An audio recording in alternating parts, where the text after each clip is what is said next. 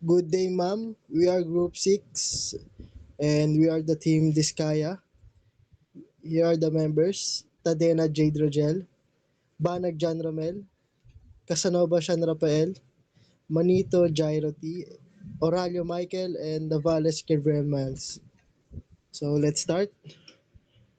First question: what is computer networking? So, computer networking is a process of connecting two or more computers and devices so they can communicate, share data, and share resources with each other.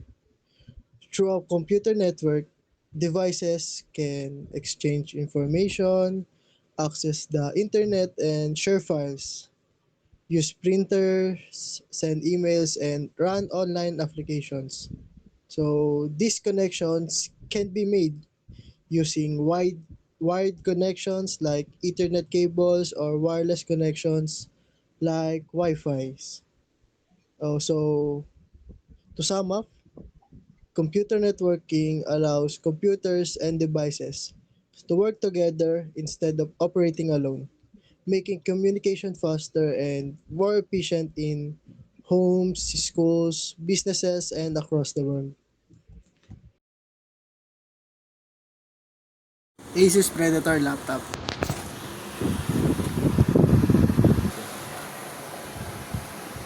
with the installed RAM of 16 GB and a processor of Intel Core of i7 and a 2.60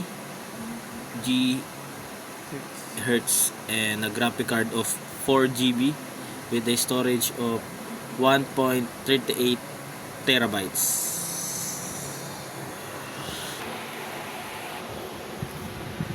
What device are you showcasing and what do you use it for? Um, we are showcasing a device of a laptop which is the Asus Predator, and you can use it for like gaming or studying in browsers, gaming, recording, and even on your school. Spelling Excel sa Word or sa coding sa program, pag-play ng video, lahat-lahat. How does your device connect to a network? Wi-Fi, mobile data, LAN cable.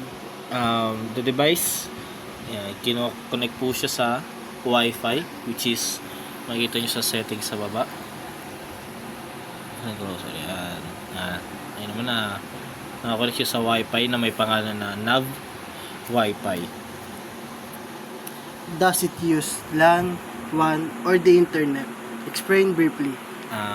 I think the laptop uses internet access, as I said, which is this, and nakalagay naman at naka-indicate po na internet access ang ginagamit na itong Wi-Fi para makakonect sa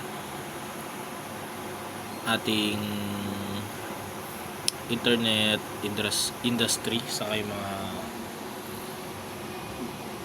online browser po natin. What network components does your device rely on? Router, modem, NIC, or access point? I think the device component is rely on the router, which is yung Wi-Fi na sa pinanggagalingan nung Wi-Fi, doon kumukonect yung wireless connection netong laptop, yung Wi-Fi, and yung internet access na nandito. Yun po, ang sagot is router. How does your device get an IP address? Yung laptop, it gets an IP address when it gets from the router when it connected to the internet. That's how the IP address gets to the laptop. Does your device act as a client in a client server system? Why or why not? I think my device right now is not act as a client server system, since I only use this for personal purposes. How does data travel from your device to another device or website? Through internet access, through internet, the data can be travel through another devices through internet. What security measures protect your device while connected to a network? Uh, I think the device provide a firewall system to measure the security percentage of a certain Wi-Fi access. And that's all for the laptop. Hello everyone, in this video, we will be showcasing two common devices, Bluetooth earphones and a headset. We will explain how they connect to a network, how data travels, and how these devices stay secure while being used. The first device is a pair of Bluetooth earphones. I use them for listening to music, watching videos, online classes, and phone calls.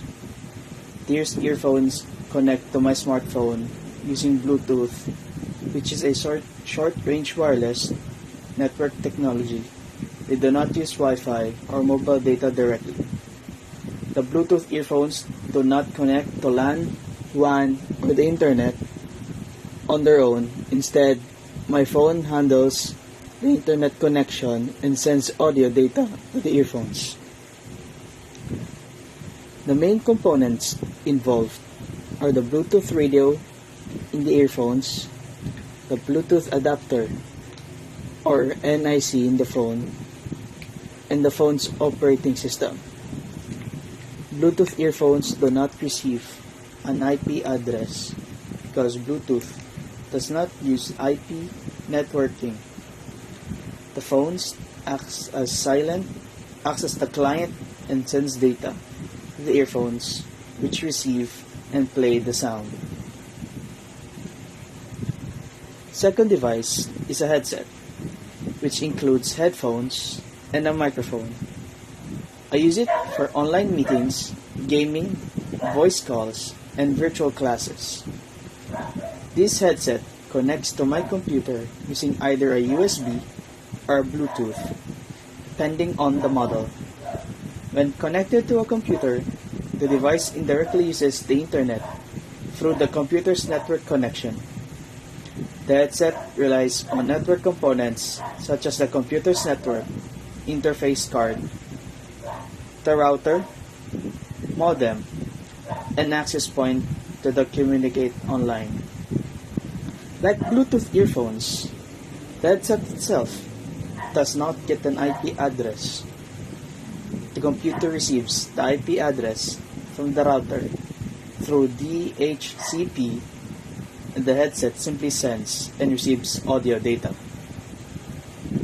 The headset also acts as a client device, receiving audio from the computer and sending voice input back during calls or games.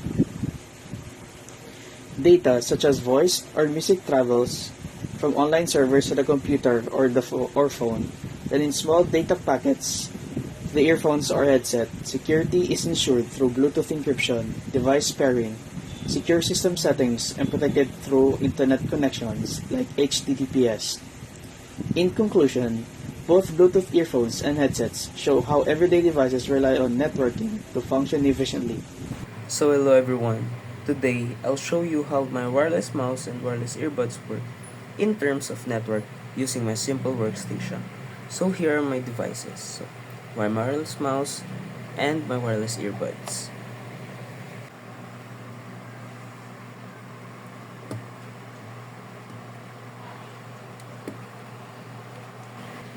So these are my wireless mouse and earbuds. So they connect to my laptop wirelessly using Bluetooth only, not Wi-Fi. So let's answer some of the questions. So first, how do my devices connected to a network? So these devices connect via Bluetooth, not Wi-Fi. So Bluetooth allows these devices to communicate directly with my laptop over a short distance without needing an internet connection. Question. So do these devices uses LAN, WAN, or the internet? So My wireless mouse and wireless earbuds do not use LAN, WAN, or the internet. They only communicate locally with my laptop through the use of Bluetooth. So, the laptop is the one that connects to LAN and the internet. So, not the mouse or the earbuds. And so for the next question is, what network components do these devices rely on? So, they rely on the laptop's Bluetooth adapter, which acts as like a mini access point. No router or modem is required for the mouse and earbuds to function. So, they only use the laptop's Bluetooth adapter. So, how do the mouse and the earbuds get an IP address? So, they do not get IP addresses. So, IP addresses are only used for network communication like Wi-Fi and the internet. So, Bluetooth devices instead use device pairing and unique hardware identifiers rather than IP addresses. Then for the next question is, do these devices act as a client in a client-server system? So, the answer is no. So, the wireless mouse and the earbuds are not clients. They are peripheral devices that sends input and audio data directly to the laptop, which act as the client when accessing online services. And for the next question is how does the data travel from these devices? So the answer for that is the input from the mouse and the audio from the earbuds travel as a Bluetooth signals directly to the laptop. From there, if needed, the laptop sends data over Wi-Fi to the internet. And for the last question, so what security measures protect these devices? So security is handled through Bluetooth pairing, encryption, and also device authentication. So only paired devices can connect, which helps prevent unauthorized access to these devices. And so that's it for all. So that's how wireless mouse and earbuds work in terms of networking in my workstation setup.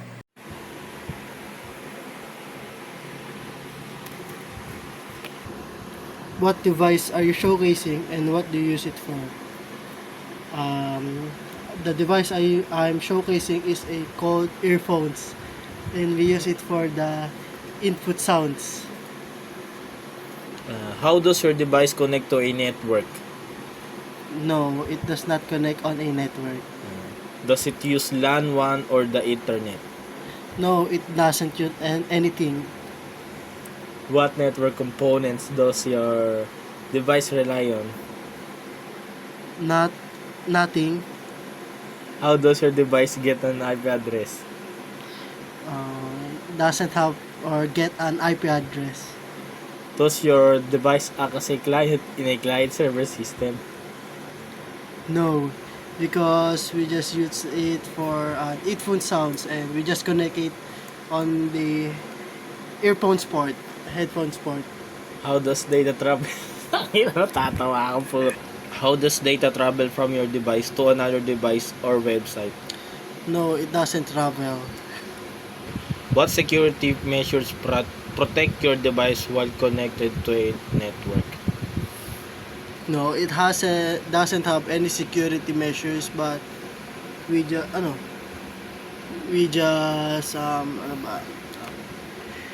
keep it and secure it to prevent from snatching it. My device is a smartphone.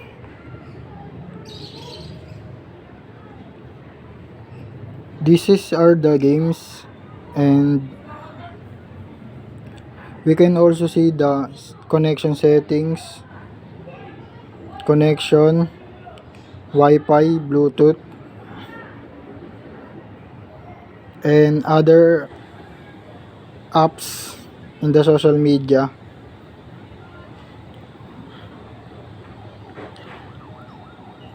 How doesn't device connect to a network? My smartphone connects to a network using Wi-Fi or mobile data. It does not use a LAN cable. Doesn't it use LAN WAN or the internet? My smartphone uses the internet, which is part of a WAN. Wi-Fi is a local network, but it connects to the wider internet. What network components doesn't your device rely on? My smartphone relies on a router, modem, access point, and a built-in network interface card. How doesn't your device get an IP address? My smartphone gets up IP address automatically from the router or mobile network using DHCP. Doesn't your device act as a client in a client server system? Yes, my smartphone acts as a client because it requests data and services from servers such as websites and apps. How doesn't data travels from your device to another device or website? Data is sent as small packets from my smartphone through the router or mobile network, then across the internet to the destination server and back to my device. What security measures protect your device while connected to a network? My my smartphone is protected by Wi-Fi, passwords, and device security features like password or biometrics.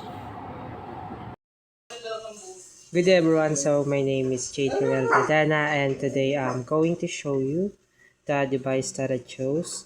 First one we have the smartphone and second one is the Bluetooth speaker. First let's start with the smartphone. So smartphone is a multifunctional device that depends on computer networking to perform most of its features. It connects to internet through Wi-Fi or mobile data, allowing user to send messages, make voice and video calls, browse website and use social media applications. While computer networking enables the smartphone to communicate with servers and other devices by sending and receiving data in real time. Without a network connection, many essential smartphones or the functions of smartphones such as online connection and internet-based apps would not work. So how it works, you just need to open it and browse all the features. Next, let's proceed on the Bluetooth speaker. We have here the Bluetooth speaker, and while the Bluetooth speaker relies on computer networking through Bluetooth technology, which is a short-range wireless network. It connects to devices such as smartphones to receive audio data wireless. Though this network connection sound from music, videos, or calls is transmitted from the smartphone to the speaker without the use of cables, without computer networking, particularly Bluetooth connection, wireless audio streaming, and device pairing would not be possible. Um, Speaking of how it works, you just have to open both the Bluetooth speaker and the Bluetooth on your device and then connect it once it is visible on your device, like for example on your phone or tablets. So good day, ma'am. We are here to answer the question why networking matters in everyday life. So I will be the one to answer first. So for me, networking matters in everyday life because of communication. So it is essential for communication because it allow us to connect instantly regardless of the distance. Kung gaano man kalayo yung mga kakausapin natin, nasa ibang bansa man sila, sa ibang lugar. So, Tama, tama. through mobile networks and internet, individuals can send messages, make calls, join video meetings, and interact on social media. So, this helps families stay close sa kaibigan din natin and remain connected with the teams to collaborate efficiently. So, in school and workplaces, networking support group discussions, announcement, and coordination of tasks.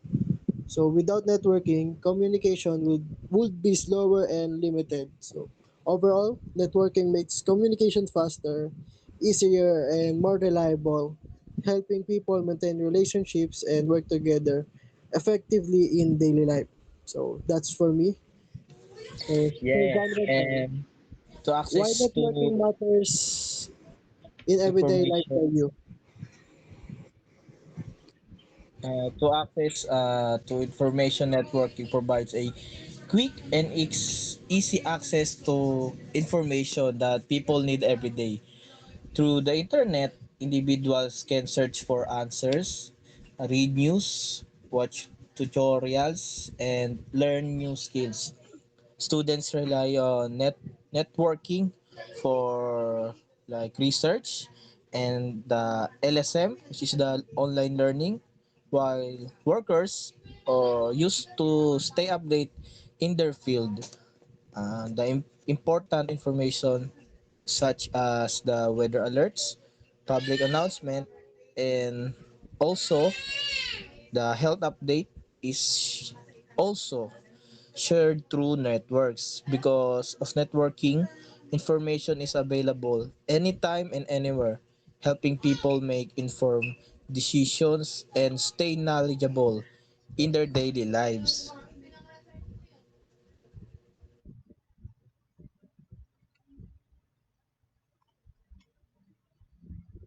So moving on for me, uh, net work and opportunities. So networking plays a major role in careers and businesses.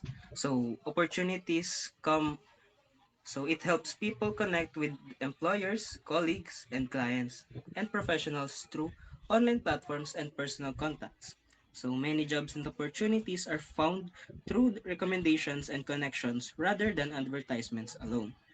So networking allows people to share ideas, gain advices, and learn from others' experience in everyday life. So strong networks can support career growth, business development, and professional learning.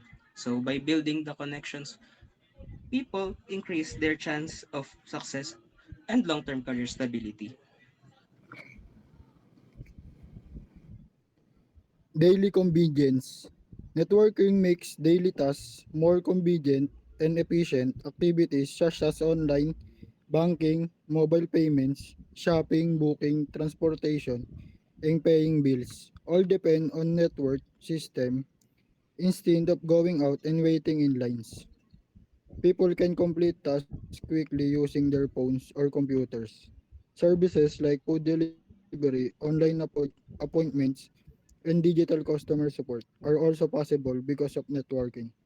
This saves time, reduces effort, and improves productivity. Networking helps simplify everyday routines, allowing people to manage their responsibilities more easily. Thank you for that, Mr. Oralio. And now let's proceed on safety and emergencies. Of course, networking is crucial for safety and emergency situation, as we all know. It allows people to contact emergency services, alert family members, and receive warnings during disasters, such as storms, earthquakes, or accidents. So each location, services, and emergency hotlines rely on networks to respond quickly and accurately. So social media and messaging apps also help spread urgent information and request help. In everyday life, networking provides a sense of security because people know they can reach each others when needed. And it also helps protect lives and enabling fast communication and coordinated responses during emergencies. So, to summarize everything, networking is important because it supports fast communication, easy access to information, career and business opportunities, daily convenience, and safety. It allows people to stay connected through messages, calls, and online platforms, access knowledge anytime, and complete everyday tasks like banking and shopping efficiently. Networking also helps in building professional connections and ensures quick communication during emergencies, making daily life more connected, productive, and secure. Thank you for all your wonderful answers. So, Sir John Romel Banat, please have us your summary for this activity.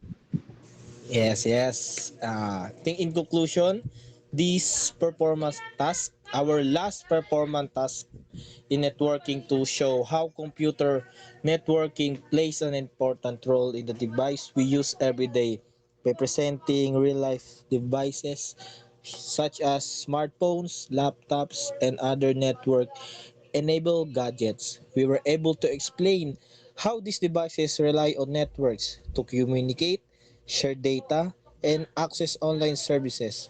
Concepts like LAN, WAN, IP addressing, client server models, data transmission, and network security were clearly connected to how our devices function in real situations.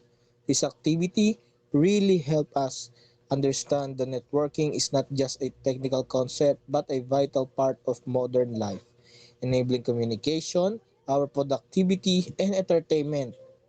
So, in conclusion, learning how networking works also allows us to be better, appreciate our technology we use daily, and the systems that keep us connected every day in life.